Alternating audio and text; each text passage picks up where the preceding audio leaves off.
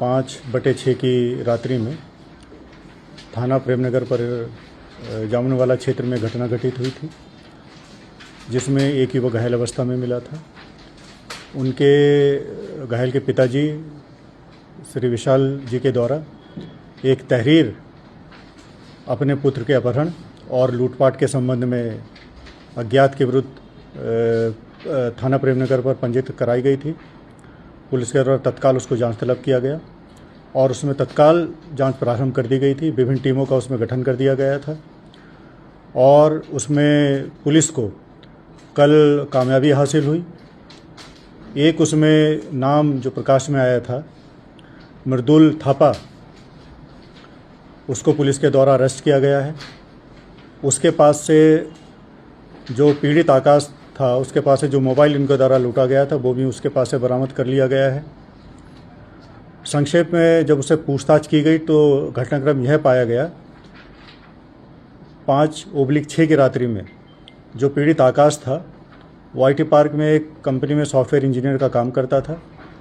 देर रात्रि में इसकी शिफ्ट छुट्टी थी तो वो अपने कुछ दोस्तों के साथ सैदारा क्रॉसिंग तक आया। उनके दोस्तों को उसको वहाँ ड्रॉप किया गया और वो चले गए।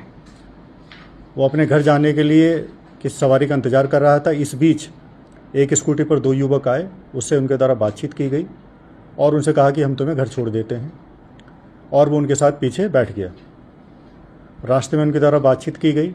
उन्होंने कहा भाई थोड़ी दूर चलते हैं और कुछ खा पी लेते हैं।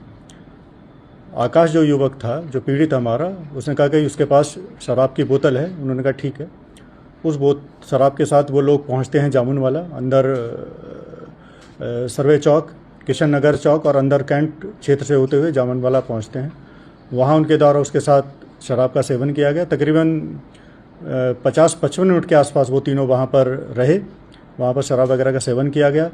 इस बीच जो अभियुक्तगण हैं उनके द्वारा उससे मोबाइल की मांग की गई। जब उसके द्वारा मना किया गया तो 6 दांत जब्ती की गई।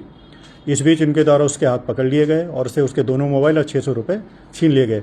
इस बीच बचाव के तहत जब उसने छूटने की कोशिश की तो अचानक वो पुल से, आकाश जो पुल से नीचे गिर गया, जिससे उसको चोटें आईं। इस संबंध में तहरीर के आधार पर अभियोग पंजीकृत कर लिया गया था। मृदुल को गिरफ्तार कर लिया गया है और उसके पास से जो आकाश से मोबाइल लूटा गया था वो भी बरामद कर लिया गया है। जो दूसरा युवक है उसका नाम अश्मित है, वो भी कैंट क्षेत्र का रहने वाला है और स्कूटी भी उसके पिताजी के नाम पंजीकृत है। वो सारी डिटेल हमारे पास आ गई हैं और जल्दी ही दूसरे अभियुक्त को भी हम गिरफ्तार कर लेंगे। सर, जो ये अपहरण और लूट की पूरी कहानी बताई गई थी